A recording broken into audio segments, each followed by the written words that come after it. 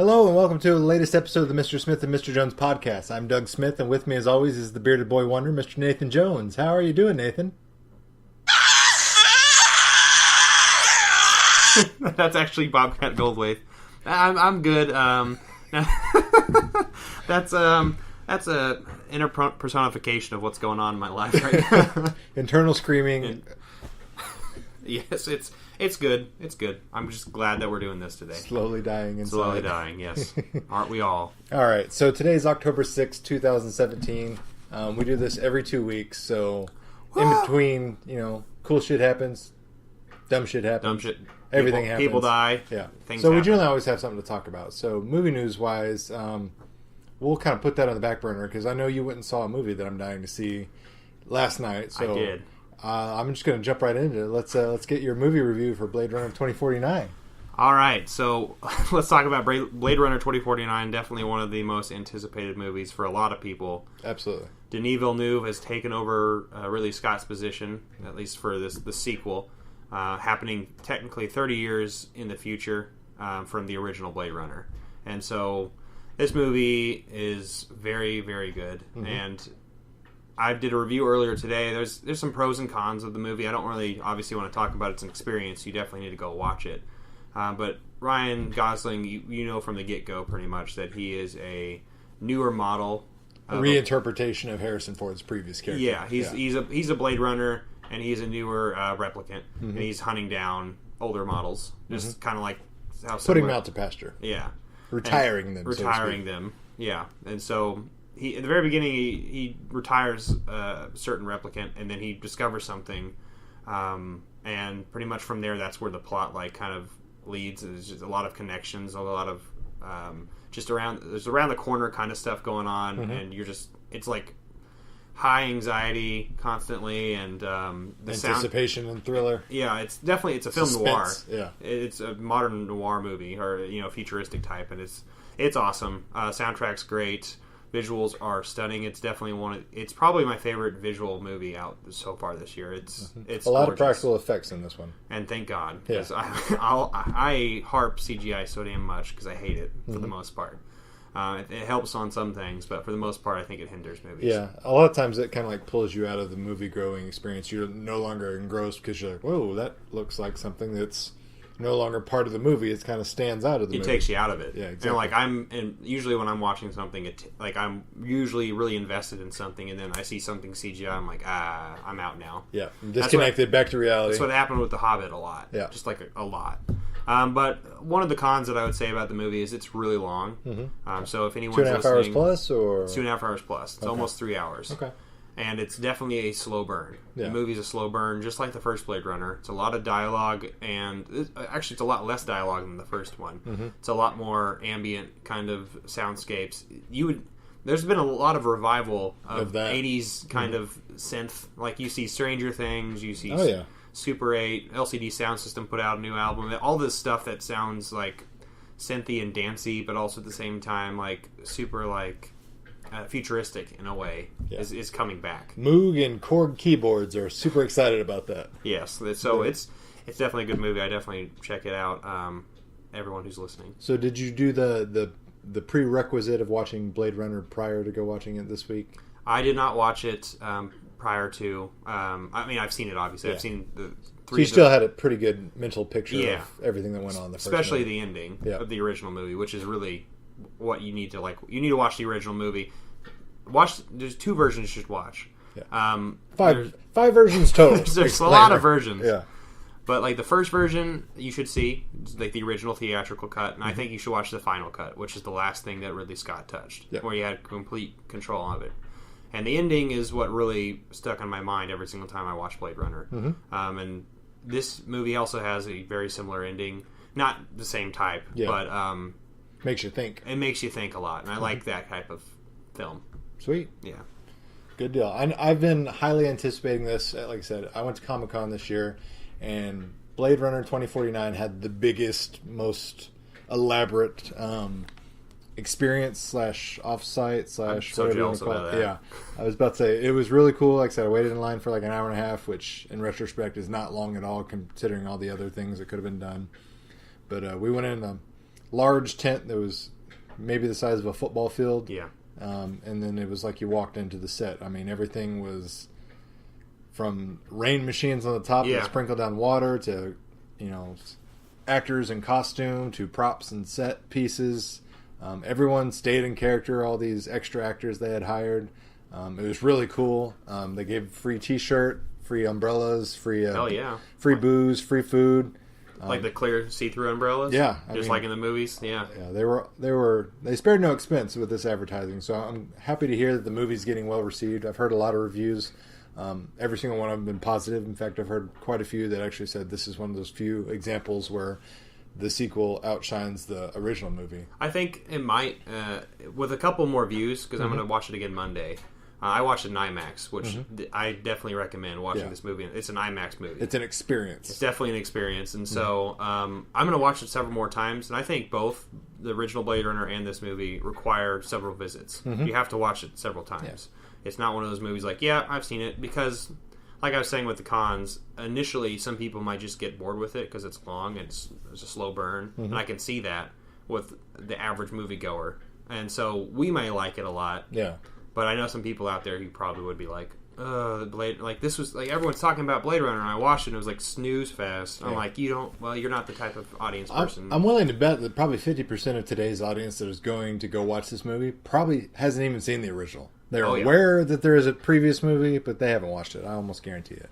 No, or they might jump on the bandwagon of this is really good because like everyone else is saying it's good, kind of a thing. And while that's kind of the bandwagon thing, but also at the same time, like, you need to put some thought into why this is a good film. Because Blade Runner is one of those movies that was not a super financial success when it initially came out. It was one of those slow burns that over the years built a cult following, and to this day is now highly regarded as a fantastic film. I've heard it mentioned. I actually watched some reviews prior to Blade Runner 2049 of like Blade Runner, the original, and one person said in particular it was like a what do they call it exactly? It was like a disasterful masterpiece, like an incomplete masterpiece. Like it's a flawed one. Absolutely, and so I agree to that for sure. Yeah, but hey, I know you watched something that we both watched, American Made. Yeah, I did. I went and watched American Made last week. It was the first time I got to use my Alamo Movie Pass. Not Alamo, excuse me. My Movie Pass card at the Alamo Draft House, which, side note to that, didn't actually work. Oh, it didn't? Come to find out that it was actually a user error on the staff at the Alamo Draft House. Woof. Whatever high school kid was running the counter that day didn't know what he was talking about. He didn't think that they were allowed to take him at the time. He said for whatever reason their system didn't take it. And I said, okay, no big deal. I still want to see the movie. Yeah. And then I messaged them on Facebook and they said, no, confusion. Sorry about that. We refund you? Yeah. Yeah. Took care of me and they said, sorry, there's just a communication error. They made sure that they're going to re-communicate out to their staff that they do, in fact, accept the movie pass. So I'll try again tomorrow when I go watch Blade Runner. But yeah. So what'd you think about American Made? American Made was really good. I thought it was pretty fun. Not hard to say this year, but best movie Tom Cruise has put out this year. For sure. Definitely for sure. Yeah, best movie he's done in a while. I thought he did a great job. He also kind of is in that vampire realm now because he doesn't appear to age. Yeah. He's kind of looked the same to me for about the last 20 years. I think he is onto something. I think Elisha Wood probably hinted some things for him. He's like, hey, by the way, this is where you have to go to the elves. Yeah, it's that magic Xenu it's Scientology powers that he's shit. got. I knew it. He's sucking the life out of somebody in a secret ceremony. I thought it was a pretty fun movie. I thought it was very good. It's one of those I always like based on true story biopics, movies. Yeah. And it's always cool to me because one of the first things I do either before or after I go see a movie like that is check the facts, just because I'm always like, hey, how much of this is Hollywood hubbub and how much of this is actually based in reality? This one was pretty much... It was pretty factual, and I mean, all the way down to the ending. I mean, they didn't sugarcoat anything. It was just, boom, spoiler alert. Yeah. Somebody dies. Yeah. I do remember... One thing that I had a flaw to this, because I almost made a review of it, but I didn't. One flaw I would have said is that didn't really feel high-staked as much. It felt really glorified. Yeah. A little bit. It made it seem almost too easy with zero repercussions. I'm sure there was a lot of legal mumbo-jumbo in there in real life that got cut out just for the sake of keeping the story progressing and moving along. But it was fun. That's why we kept watching it, obviously. Some biopics get really boring and kind of old. So I think this is a pretty fun biopic that Tom Cruise definitely is his best thing he's done this year for sure. But it's a good depiction of how basically the South American drug cartel started, and whether it be intentionally or unintentionally, you could argue both cases. But the American government had a strong hand to play in this drug setup and this drug ring that is now, a glorified murder machine to this day. We're kind of our own worst enemy in that case. Hey, let's help the Contras. Let's fly them over here. Let's give them guns. Oh wait, they're not really doing. They're selling the guns to get drugs. Yeah, which, not to get off on a political tangent, isn't the first time America's made a boo boo like that. Afghanistan, Russia, Cuba before that. Yeah, America has a notorious, horrible track record for trying to help the little guy be an insurgent, and it turns around and bites him in the ass 20, 30 years later. Especially the 50s, 60s, and 70s. I would say those are like the prime years of the CIA fucking up everything around the world. America, world police, not very good. Not very good. Yeah. Speaking of another biopic, though, I saw Stronger with Jake Gyllenhaal as well. I thought it was a pretty good film, but there were some good things about it. That this is about the Boston bomber. Yep. It wasn't like Patriots Day. That's like literally about the event itself. Where this is just he's collateral damage. He's a guy. He's a body inside this movie, and so he lost his legs. And pretty much it's him dealing with it. His girlfriend dealing with his family. Yeah, how it changes his life and where do they go from there? Yeah, but one thing is I could never get, because I like Jake Gyllenhaal, but I could never get attached to this character because he was just a piece of shit. Most of the time. The human character himself. Yes. Yeah. And the funny thing is, I actually read somewhere that Jake Gyllenhaal didn't really like playing, trying to be this person because he's like, he didn't like him that much. Why are we making a movie about a scumbag when there was 20 other better candidates? Just because he lost his leg, which is unfortunate. But other people were harmed in that. Oh, yes. Could have picked a better candidate. But there were some good parts in it, though, and he like, not to spoil too much, but like he would do these events like throw the first pitch out or go to the hockey Boston hockey game, and a lot of the things he was just like really anxious about. He's like, I don't want to do this. Like, I don't want to do this. I don't want this attention. I don't want any of this. And so you can see there's a lot of heart in this movie as well. But it didn't really hit me too hard because there's a lot of comedic parts in this movie too. Strangely enough, because his family. It's Boston, by the way. Oh, yeah. So the accent alone. The accent alone, on top of the ridiculous family dynamics in Boston, they're just shouting at each other constantly, calling each other like queers and like gays and like just all the funny things that people in Boston would say. It's just the funniest thing. So those are some of the movies I watched. Good stuff. So let's move on, and we'll go ahead and get into some movie news because there were some interesting events that occurred over the last 2 weeks that I kind of took note of. One, actually there's actual video evidence of this story, which I think is the best part of the story, but you may or may not have heard of it. So I'll let you know. A police officer in Crawfordsville, Indiana, accidentally shot at an actor who was filming a scene for a movie in a brewery in which the actor was robbing the brewery. Oh. So the police officer responded to a report of a robbery in progress, showed up. The actor was wearing a ski mask, had a prop gun, and was exiting the building when the officer encountered him. The officer immediately told him to drop his weapon and get on the ground. The actor immediately kind of like moved his hands up real quick to take his ski mask off, and when he did, the officer opened fire. And he got him? He did not shoot him, luckily. And this is jeez. That's the scariest thing about it, is that he literally opened fire and ended up shooting above the actor. But the actor surprisingly remained super calm about this. He's like, hey, he tried to tell him, he's like, we're filming a movie. And there's like an awkward pause, and the cop's like, excuse me? He says, we're filming a movie here. This is a prop gun. We're filming a movie. And they're like, get on the ground, get on the ground. He's like, okay. And he yells inside the set, so to speak. He's like, hey, you guys better get out here. I need help. Yeah. And they're like, nobody move, nobody come out. So he's like, he gets on the ground, and they're sitting there trying to figure out the situation. But they did release the officer's body cam footage of it. And like I said, it's very... Like, he's just like... knee-jerk. I mean, it was a very quick reaction. Jeez. It's one of those horrible situations that could have been much worse. Luckily, no one was harmed. Come to find out, the production company and the brewery/filming location, neither of them bothered to mention to local police that they were going to be filming the scene or notify anybody. So this is kind of a bad thing on both sides, but it could have been much worse because, like I said, the cop. I'll be trigger happy like that. Jeez. Well, it was. I mean, you can see it. He's already got his gun out, and it was kind of just like a flinch reaction. It wasn't like he really dead to rights tried to hit the guy. Just as soon as he saw that quick motion, he just kind of like flinched and pulled the trigger, which is scary. I mean, it makes. I mean, you would hope that most cops have more control, but if you're in that situation, you've already seen a gun. You're already kind of heightened senses and on edge. So I could see that too. Yeah.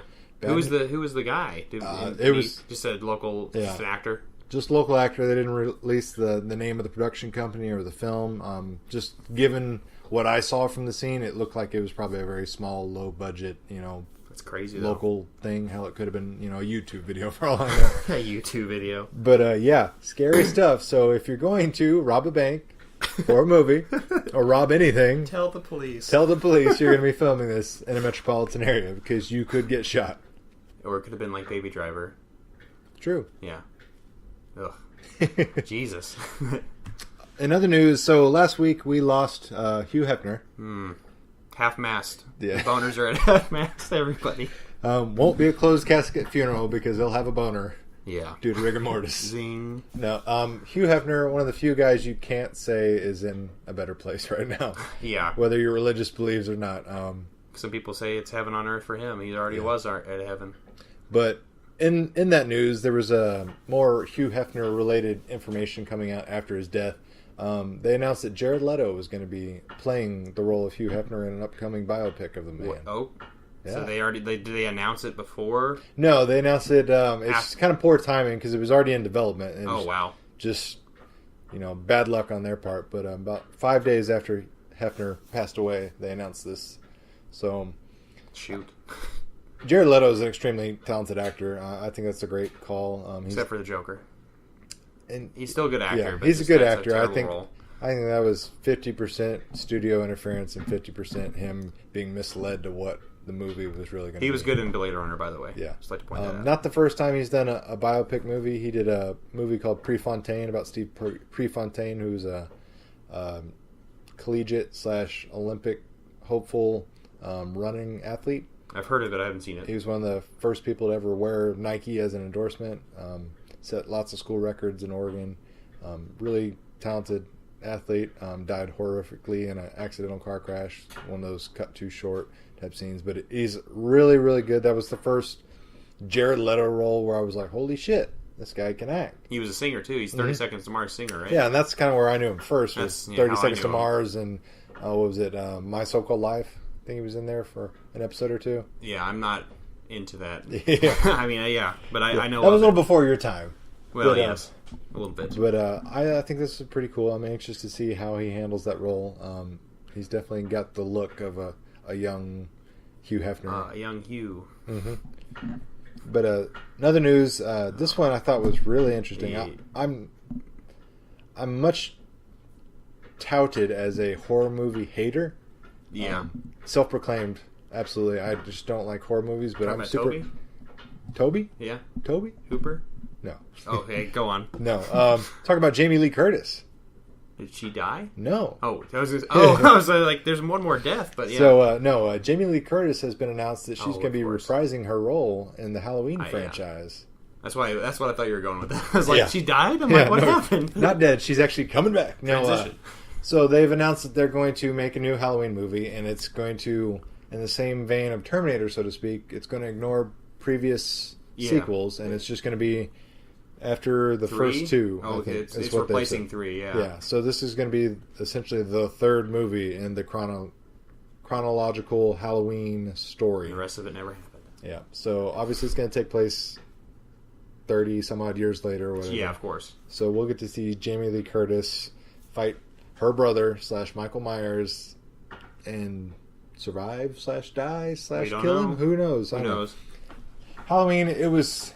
I don't mind Halloween. I think it's one of the better ones. I was about to say, it's one of the better ones just because it's one of those that's slightly grounded in reality, that it's not some weird mystical being from another dimension that has, appendages, and I don't know. Well, speaking of that, though, I do have my ticket for The Thing. Alamo Drafthouse has been putting out movies every week. Every freaking day this month. It's great. Yeah, they did a great job. This is obviously October, so it's Halloween month, and so they're playing all these horror movies from like Shaun of the Dead, Evil Dead 2, so they got the funny ones there, to The Exorcist, and on the Friday the 13th, and then like The Thing.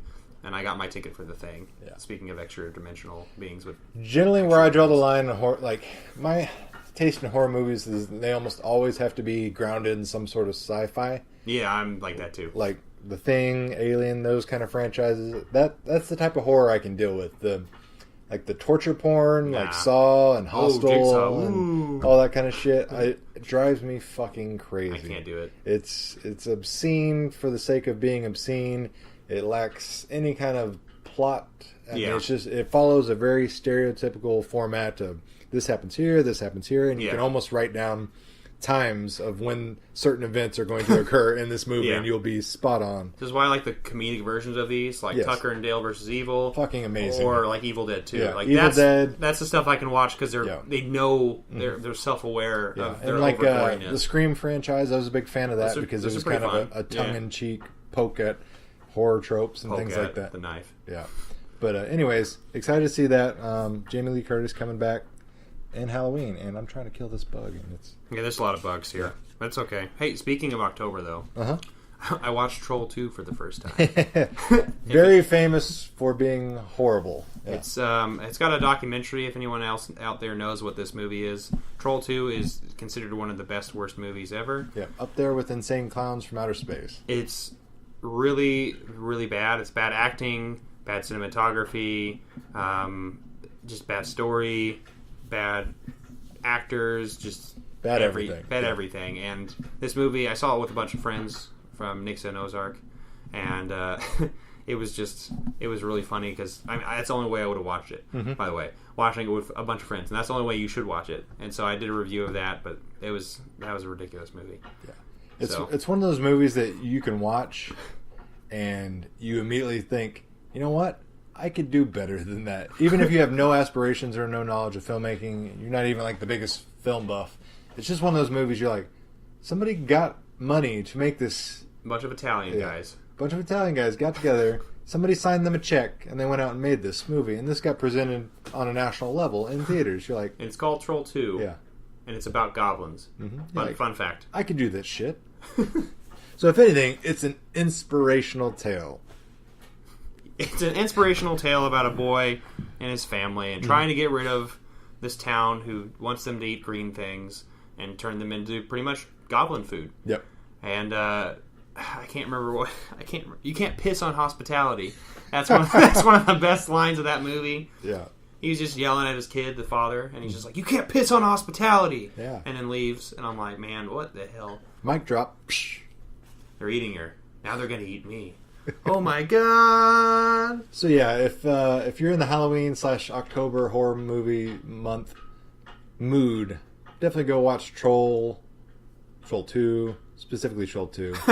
Well, Troll 1 has nothing to do with it. It's absolutely nothing. It's horribly advertised in the fact that they're not related to each other at all. It's just they called it Troll 2 for the sake that somebody else had already made a Troll 1 in the recent time frame. They're like, hey, let's just call it Troll 2. That's already an established franchise. Yeah, we'll just piggyback on that. Has nothing to do with anything. But one more thing I'll say on upcoming things. On my YouTube channel, I'll be doing some October stuff. So I'll be reviewing Monster Squad because it's the 30th anniversary of that. Yeah, Wolfman. He's got some nards. I'll be doing The Thing. I'll be watching that probably on the 30th, and on Halloween I'll probably release that. And I have a couple of other lined up. I'm going to probably do my top 10 like Halloween movies or like horror movies, but I already did a top 10 horror movie, but like Halloween movies are different, maybe a little bit. I don't know. Slightly. I mean, it could be another subcategory, so to speak.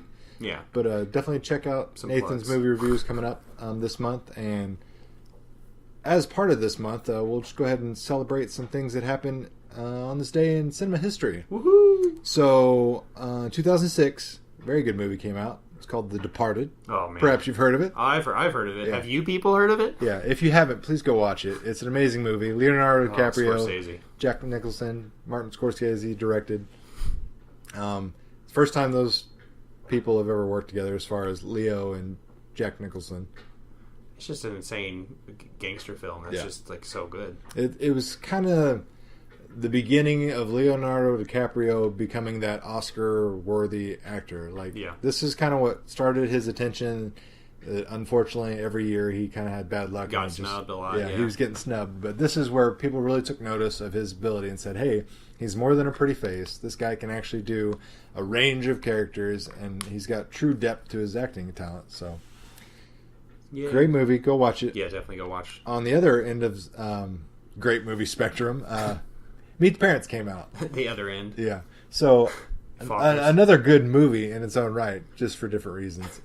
Another old gangster man himself, Robert De Niro, is in this film. So Robert De Niro, Ben Stiller. I'm sure a lot of people have seen this movie. If you haven't, I don't know what to tell you. You've heard Meet the Fockers, I'm sure. Yeah, you're culturally aware of the pop culture references that it's been brought to the table because of this movie. I don't know. I mean, heck, my students don't know shit. So I mean, you better figure it out. Maybe their middle name's Gaylord. Also, that came out, fantastic movie, but it's also a fucking depressing movie. Requiem for a Dream. So it's a fantastic Darren Aronofsky movie. It's the second film. Yep. After Pi. Yeah. Darren Aronofsky is one of my favorite film directors. He's a very visual storyteller. He's a very... I don't know how to really describe it. He's definitely, he has his own rules. Yeah, he's creative. He's different. He does his own thing. And I like that. In the same like not in similarities of style, but it's in the same vein of Wes Anderson in that he's kind of carved out his own niche in cinema, and that he does this one thing excellent the way he does it, and he follows this kind of format, and he has great results because of it. Yeah, I mean, he's kind of started with the black and white, low budget Pi, which is a fantastic thriller in its own right. I've never even seen it, so it's a great movie. Then followed it up with Requiem for a Dream, which instantly got our Oscar nominations. Jared Leto's also in this movie. Marlon Wayans of all people. Marlon Wayans. That's when he was actually okay. That's what I'm saying. At that time. The fact that you can make Marlon Wayans a serious actor and have him have a respected role, especially at this point in time, says a lot to, number one, the casting process, number two, the director's vision. Yeah. So props up to that. Yeah, and he's just done great things after that. I mean, obviously we talked about Mother last time, but Black Swan and The Fountain. Yeah, he's successfully kind of like built... The Wrestler, too. Holy crap. Yeah, I mean, every movie he's put out is either better or on par with his previous movie. And he's Except for Noah. Yeah. It's all right. That one, I feel like it's a cool concept. Yeah. He definitely took it in a different direction than you normally see it, but... Yeah, you can definitely tell visually it's in the same wheelhouse and realm, but storytelling-wise, to me, that one, you're right. It kind of strikes me as a weird one when you look at his catalog of work. You're just like, this one really doesn't. I wonder if it had anything to do with studio interference. I think it probably did, because Russell Crowe himself. Yeah, no matter how successful you are, no matter what your status is in Hollywood, you still have to plead your case to get these movies made. Yeah. Nobody gets carte blanche anymore, not even Spielberg. Every day nowadays, people are reining in their check writing because they've seen a lot of big budget movies go out there that were supposed to be, these gigantic tent poles, new franchises, and all these things that have been a clusterfuck, to say the least, and cost them lots and lots of money. So now they're a little more hesitant. They've learned from their mistakes. So even if you're an established creative director, you've still got to, every once in a while, take one on the chin and quid pro quo, do one for the studio. And I have a feeling you're right that Noah was definitely... And then he followed up with Mother, which is completely 180. Exactly. So I think it's one of those things where he probably made a deal and said, I'll make your movie if you let me make my movie. And that's probably why we got there. So in other news, speaking of things that happened on this day, we're going to go talk about some old people. You're old. Happy birthday, old people. Happy birthday, old people. So Leonardo DiCaprio's other half, so to speak, is 42 today. That's Miss Kate Winslet. Ah, yes. Famous for her role in Titanic. And not letting him on that stupid little raft of hers with clearly another body could have been there. There's like 7 different ways he could have fit on that. Sorry, Jack. Yeah. In reality, I think Jack was just like, man, I just met this bitch like 27 hours ago, and she's already like wanting to get married. He's like, I think I'm just gonna stay here in the water. I'm just gonna. I just realized I got something to do tomorrow, and look at the time. I gotta go down in the depths of the ocean. See you later. Yeah, peace. So, happy birthday to Kate Winslet. Jesse Eisenberg's 34 today. I fucking hate that guy. Yeah, I used to like him until fucking Lex Luthor. I could stand all his roles. He plays essentially to me the same fucking character in every role. He's got the neurotic, fast talking thing down. Yeah. But that Lex Luthor thing, it's going to leave a bad taste in my mouth for fucking 10 years. That was your strike. My strike is the Social Network, which is a good movie, but I just fucking hate him. I don't know why. I love David Fincher. I don't know enough about Mark Zuckerberg to realize whether or not it's that's him but I don't know. I've seen a lot of things with just Eisenberg, just like interviews and stuff. I can just tell he's kind of a dick, kind of a smug and asshole. I like you in Zombieland, and that's it. Because they keep talking like they're going to make a sequel, and they really need to get off their asses and do that shit. Because that'll be one thing that will redeem his career. Because I honestly don't think we'll see him back as Lex Luthor. If we do, it'll be a small cameo. Because that was such poorly received across all boards. Well, it was like, I remember when the news would hit, it was just like immediately everyone's like, no. Yeah. And then it exactly happened to what everyone thought it was going to happen. Because there were so many people like, you haven't seen it, give it a chance. And to them, I was like, okay, you're right. Because I had the similar experience when I heard Robert Downey Jr. was going to be Iron Man. Yeah. The first, I was like, whoa, no, the coke addict? Fuck that. The coke addict guy who's on drugs? Yeah, fuck that. Has problems? I've learned to kind of eat my words over the future and kind of wait to judge a book until I've seen it. But fuck, that one... Everyone was right on that. It was exactly as everyone anticipated. In fact, it was even fucking worse than I think I expected. Mm-mm. So, happy birthday, Justin Eisberg. Happy birthday, dude. Yeah. Regardless of how Hopefully much I don't like you. Have a better options in the future because, DC's done fucking ruined half your career. That's our pat on the head for you. And finally, Amy Jo Johnson. So you might not be familiar with her by name, but to the rest of the world, she was the original Pink Power Ranger. Ah, yes. I remember her. Yeah, she was a lot of people that grew up in the 90s. I'll say a lot of people. A lot of boys that grew up in the 90s. It was probably the first childhood crush was the Pink Ranger. I know I definitely had a crush on her. I recalled this and Britney Spears being my first crushes.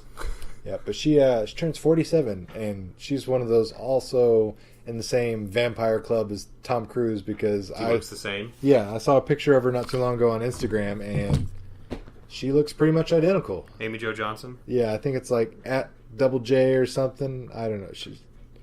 I don't know her exact reference, but if you can find a picture of her real quick. She's been in other things besides Power Rangers. She's done a couple TV shows and a couple movies of note. Yep. Looks the same, doesn't she? Yep. And I gotta go, everyone. See ya, spank bank. But other than that, that's the birthdays. So happy birthday, everybody! Happy birthday, you old people. Mm-hmm. So you want to get into some questions? Yeah. Where do you want to go from here? Let's do. I have one more thing I was going to mention. Then when I saw Blade Runner 2049 last night, I saw the Pacific Rim 2 trailer. Oh yeah. And I have mixed bag of emotions there. One is I'm really happy that Pacific Rim has a sequel because that movie was great. Yeah, it was really good. I think it was the best of that type of movie that's ever existed, in my opinion. I know it's like a giant monster kind of giant robot kind of movie. The kaiju movie. The kaiju, it's like Transformers meets Godzilla. It's like it's a cool combination of the two. But to me, this is the best adaptation so far because you had characters you cared about. Mm-hmm. It had a fun story. Yeah, and they had good reasons and they had depth to them. I mean, it wasn't just like, hey, let's go punch some fucking sea monsters. And I like Del Toro a lot too. But I don't know if he's doing this one. He's producing it. He's not directing it. I didn't think so. So there was a lot of conflict with this where it was on again, it was off again, it was on again, it was off again. Finally, I never really got a clear explanation as to who said no, but eventually Del Toro, he just, he's doing that Shape of Water, which I'm and that's really what he did instead of this movie. Yeah, which I'm really happy he did because Pan's Labyrinth's the best thing he's done, I think, and this seems like in that vein. Yeah, and Charlie Hunnam is not coming back for this Nope. movie. I know Charlie Day's in it. Yeah, Charlie Day's in it, but Charlie Hunnam's not reprising his role. He was kind of the main character in the first one. A lot of it was due to scheduling conflicts. I forget what movie he's filming recently. He did Kingsman, or not Kingsman, King Arthur. That was the last thing he did. And I think King Arthur is what he did instead of Pacific Rim 2, because I read an interview with Charlie Hunnam, and he was talking about why he's not coming back for Pacific Rim 2 and how he got opted out of his contract, so to speak. They're probably going to kill him off at the beginning somehow. So basically they just said, hey, we'll let you out of your contract, we understand, because he was hoping that King Arthur was going to be at this, big new franchise. Yeah. So it had a good opportunity for him to take. Unfortunately, it didn't pan out for him. No. But that's why he's not going to be back in this movie. Whether or not they bother to explain it, or if they just kind of move on with new characters, we'll see.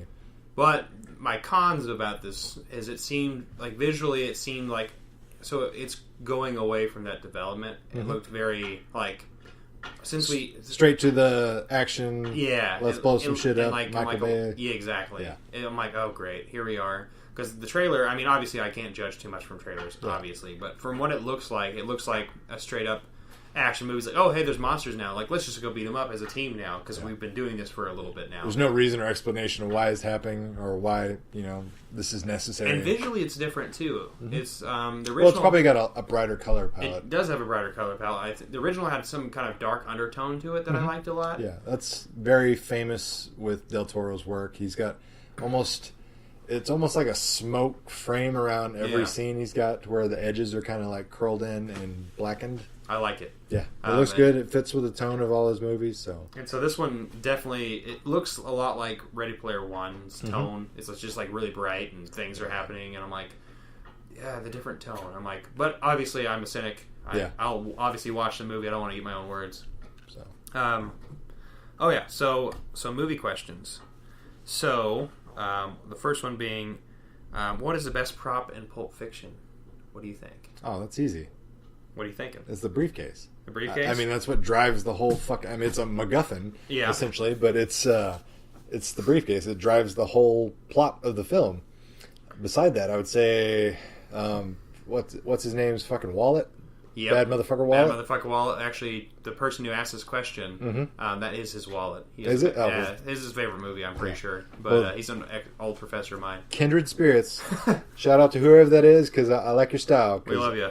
I also love the bad motherfucker wallet. Well, he said the watch and the briefcase are the obvious choices, but I think there's good arguments for Vincent's car, Jules' wallet, and Zed's chopper. And I would have said, I probably would have said the wallet too. Yeah. Myself, because that's what I think of. I just think of all the characters in that movie, I think Sam Jackson outshines everybody. Oh, absolutely. And I'm like, yeah, you can make a case for his partner. Mr. Why am I blanking on his John Travolta? Yeah. But that was when he was actually good on some things. But man, Sam Jackson he stole a show in a lot of the scenes, and I love that movie. I need to rewatch it. I've only seen it a couple times. Well, he had a lot of really good monologues that really stuck out. Yeah. I mean, it's an obvious choice for me to pick. So, all right. Second question. What recent movie character do you think will be the most popular Halloween costume this year? Pennywise. Okay. Yeah, I was getting ready to say, so Pennywise or anybody from Stranger Things, because Stranger Things Season 2 comes out like 4 days before Halloween. Oh, really? Yeah. So everyone's going to be that kid from It and Stranger Things. Yeah. Or maybe Wonder Woman. Yeah, Wonder Woman would be popular this year. Because like Harley Quinn was last year. Yeah. I'm trying to think what was prior to that. But yeah, It clowns for guys, Stranger Thing characters for people that are just trying to like make a group ensemble, so to speak, because it's relatively easy costumes to put together. 80s clothes, some waffles, a pink dress. I always want to be the kid with the gapless tooth. Yeah. That would be the one I'd want to be. Dustin? Yeah, Dustin. And then, I don't know, maybe Donald Trump stuff. Oh, that would be, yeah, a lot of people would be Donald Trump. Yeah. That makes sense. That's my guess. A lot of politicking. This is not related to movie news, but I could kind of relate it to. Will time travel ever be a real thing? No. You know why? Why? Because we'd already know about it.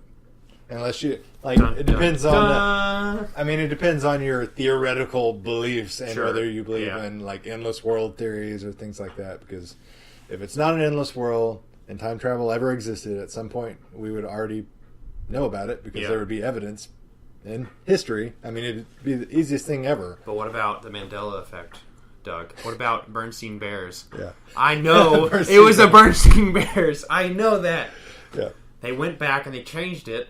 It's the Bernstein Bears. Yeah, that was going to be something I said is if time travel did in fact exist, I would change it back. Yeah, it would more than likely have landed upon the hands of somebody like me or you, and instead of like rewriting history, like killing Hitler or something like that, we would change the most mundane bullshit ever.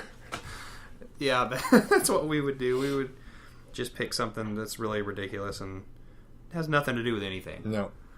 All right. My friend, he likes to do this a lot to me. He asks a lot of gay questions. He says, as a gay man, saying I'm a gay man, how do you feel about so many rom-coms featuring straight lead characters?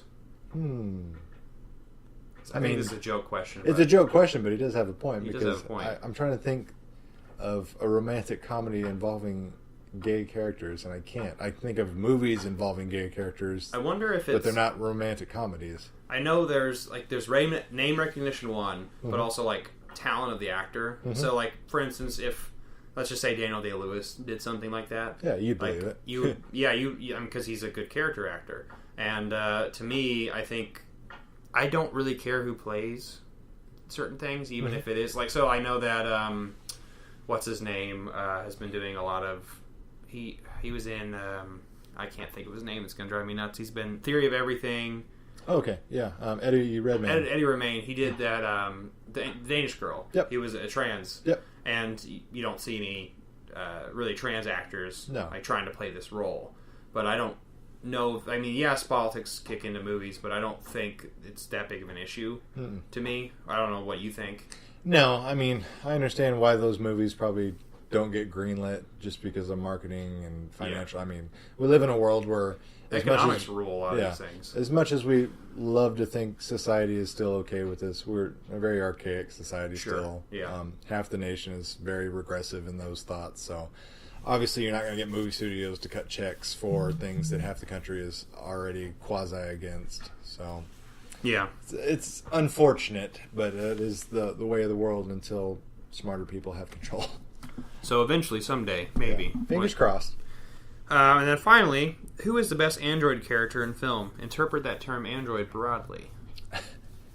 They gave a couple examples. Obviously, Blade Runner comes to mind. Yeah. I'm going to say Marvin, the paranoid android from Hitchhiker's Guide to the Galaxy. You know I've never seen that movie. You've never seen that movie? I know. Hey, everyone. So here's the thing.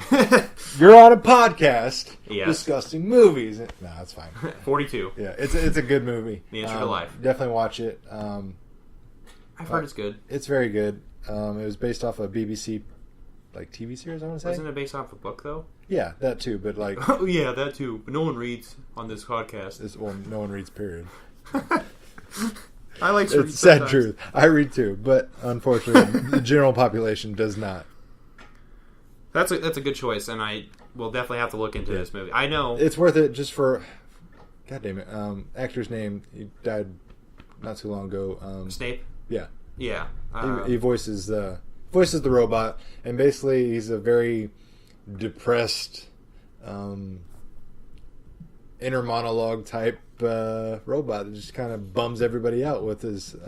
He's like C-3PO on depressants who listens to nothing but 80s synth music and Alan Rickman's a good.